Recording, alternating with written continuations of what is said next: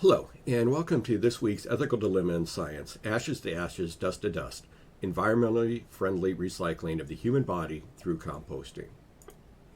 So, like many of these ethical dilemmas in science, this is based on a recent news account. And so this is an article that came out in the Los Angeles Times, September 18th, 2022, where basically the state of California has now approved the process of human composting to begin in 2027. And so, as of September 2022, we currently have four of the states within the United States that allow human composting. Initially starting out in Oregon and Washington, and is now extended out to Colorado and Vermont. And so this is a process that is a little bit more than the process of cremation, but much less than a traditional casket burial funeral.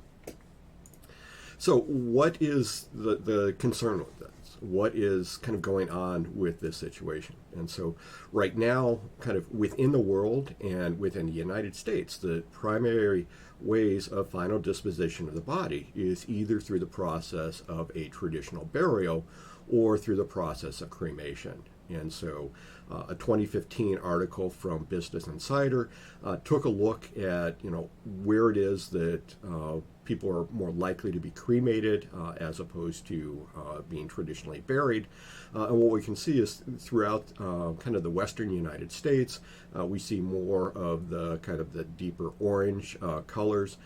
This is where cremation is favored. We're also seeing that in Alaska, Hawaii, Florida, and portions of the American Northeast. Throughout the kind of heartland, the Midwest of the United States, the Mid-Atlantic region, and especially prominently through the kind of Appalachian region, the Appalachian South region, we're seeing more of the lighter purples and darker purples, indicating that burial is more likely. And so we're seeing that deceased individuals are pursuing, or their families are pursuing one of these two options, cremation or traditional burial. So if we take a look at this, traditional burials have been around, throughout history. Again, recent news earlier this week, reports of a burial cave found in Israel. Cave, kind of down along a cliffside, so very difficult to get into. But it's basically, I think the last thing I read was coming from the second century AD, so roughly 1800 years ago, so a long time ago. Found lots of articles about this. I like this CBS News article just because of the title, Once in a Lifetime Discovery. Ancient burial cave found on beach in Israel, looks like an Indiana Jones film set. And I'm a fan of Indiana Jones, so I chose this one to include in this talk. But lots of really interesting things. We've seen pyramids, we've seen other funeral locations, burial locations, where people hopefully respectfully are studying these ancient societies and the ancient rites associated with this to learn more about ancient cultures. Again, in the recent weeks, we've seen this concept of traditional burial. Again, about a week ago, Queen Elizabeth was her funeral occurred, and so we see what's going on with that. Now, when we take a look at traditional burials, there are a lot of things that are going to be involved in this process. There's an option for embalming. Embalming is basically treating the body, replacing the blood of the body with a variety of chemicals to preserve the body temporarily. If the body needs to be transported over a long distance, if the funeral is going to be delayed for a period of time, occasionally, or not occasionally, if there's going to be an open casket, the deceased body is embalmed. And then finally, the chemicals involved with the embalming process generally are going to destroy any health hazards that the individual that died may have been holding for them. So embalming is not always required, but it temporarily is going to be preserving the body. If we take a look at how the body is going to be interred in the ground in a traditional funeral, in a variety of United States, including Pennsylvania, a casket is not required by law, but many of the cemeteries are going to require a casket to be kind of holding the body in place. Again, like a concrete burial vault is not necessary and not required by law. But again, many cemeteries are going to require this because it's going to prevent the ground from collapsing down, the ground from settling through the weight of machinery and people walking over it. And so there's a lot going into traditional burials. Now, the alternative to the traditional burials remains very prevalent throughout the world, especially within the Hindu culture, is this process of cremation. And so this is a Newsweek article taking a look in 2021 about the desire to establish funeral pyres within the United States. This is a group that is interested in doing this in Maine. Even though this is occurring in many regions of the world, we're not seeing that within the United States. Currently, as of 2022, there are only 2 places in the United States where open-air funeral pyres, basically a bonfire established in a cultural relevant way to cremate the body, is only legal in 2 sites within Colorado. In 2021, there was an effort by this group to get it approved in Maine. As of earlier 2022, it appears as if this still has not been approved. They're still working to get legal approval for that. Now, the process of cremation, again, is a fairly elaborate process. We're going to see that the body is generally going to be stored for a period of time in cold storage while they get final documentation and approval for the cremation to occur. Cremation is going to occur within a chamber that is heated to anywhere from about 1,400 to 1,500 degrees Fahrenheit. So using a fair amount of fuel in some form to reach that temperature, cremate, basically burn away the organic tissues, and then any remaining bone tissue that isn't burned up in that process is cooled and then pulverized so that you end up with the cremated remains that are placed into an urn and either buried in some locations or returned to the family for whatever it is that they want to do with that. Now, if we take a look at this, both the traditional burial and the cremation process have a lot of environmental factors associated with it. As I mentioned before, the embalming process has a variety of toxic chemicals, including formaldehyde, phenol, methanol, and glycerin that temporarily preserves the body. At least within the United States, we're using approximately 4.3 million with an M, gallons of embalming fluid to preserve these bodies temporarily, and it's estimated that about 800,000 gallons are buried with the bodies and placed within the ground. If we take a look at the caskets, again, caskets are not required by law, but many cemeteries are going to do that, and many families are going to choose to do this. The hardwood for the caskets is very extensive. It's estimated that there's about 30 million board feet of hardwood used in the construction of caskets annually, and that's the equivalent of building about 4.5 million homes.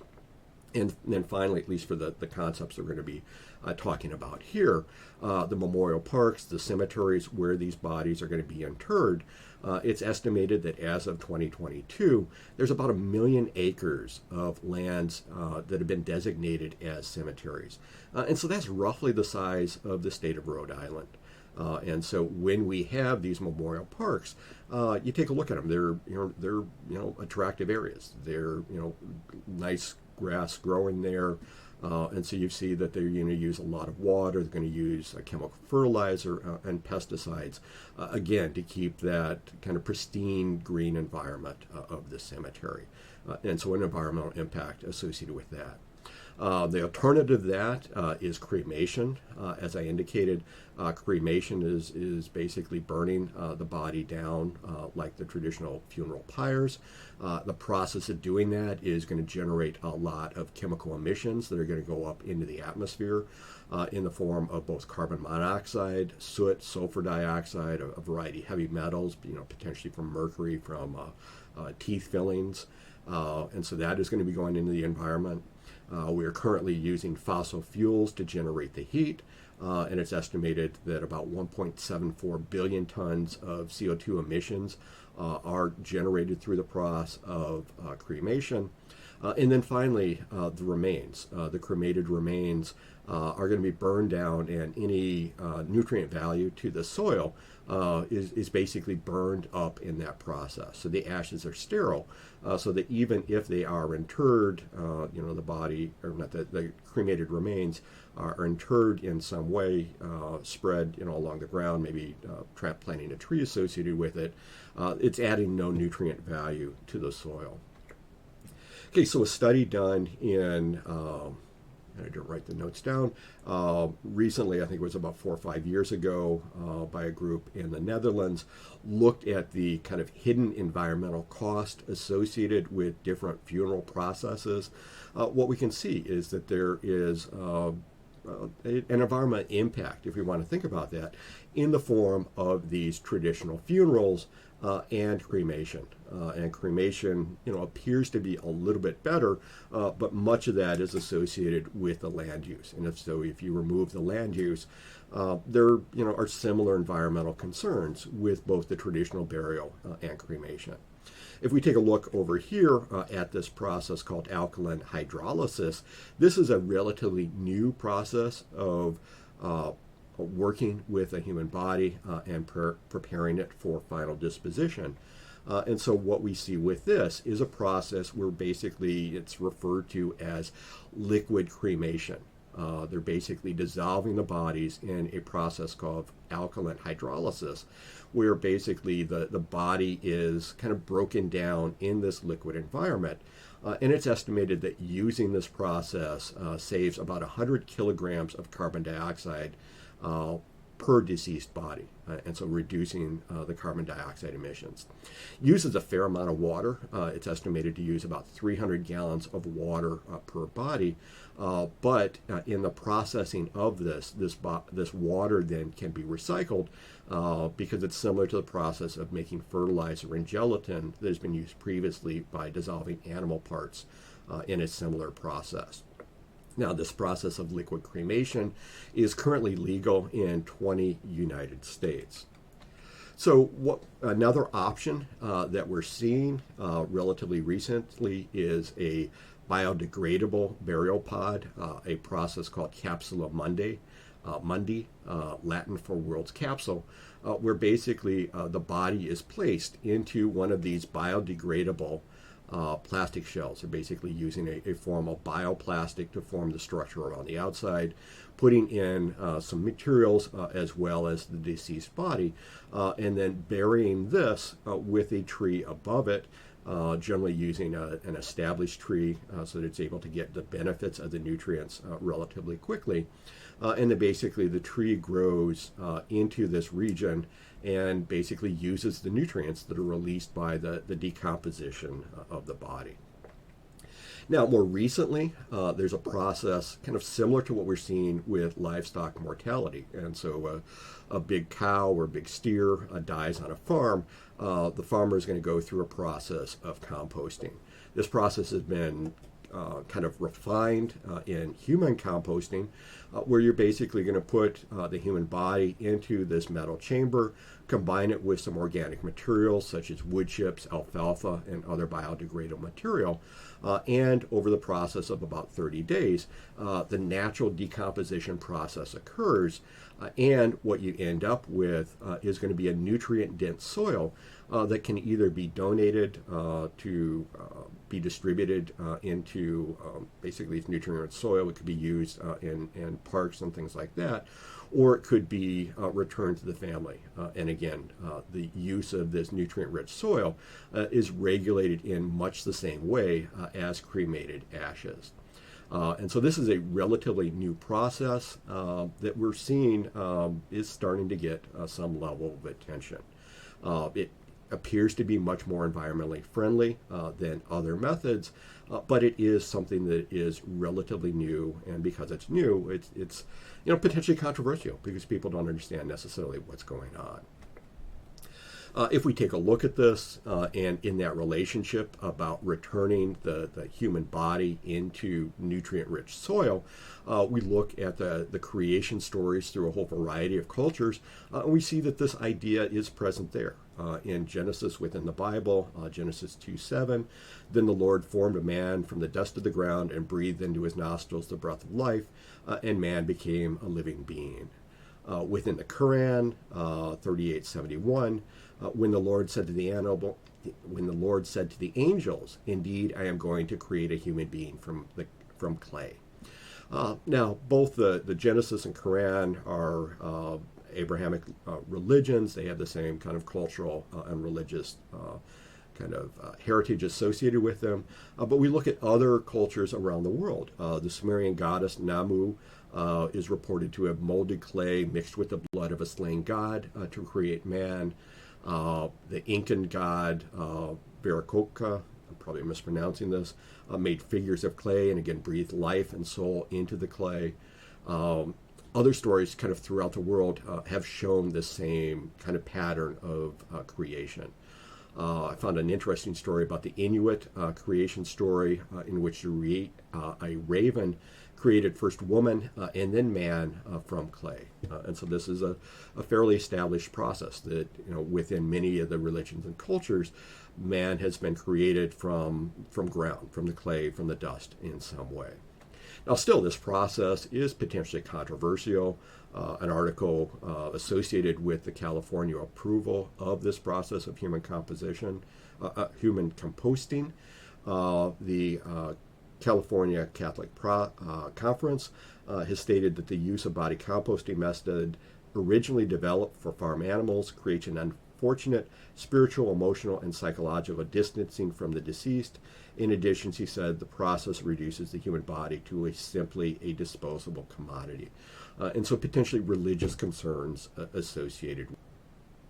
And so this leads into the ethical dilemma in science for this week. And the ethical dilemma of science is, should environmentally friendly ways for final disposition of the human body be promoted? If so, how should the environmental concerns of traditional burial and cremation be addressed? Do new methods affect the respect of the deceased established by legal, cultural, and religious traditions? And so things that we need to think about as we're looking at these new processes for final disposition of the human body. As always, thank you for listening to this Ethical Dilemma in Science. We'll have another one next week. Please see the description below for additional information and references. Thank you, and have a great week.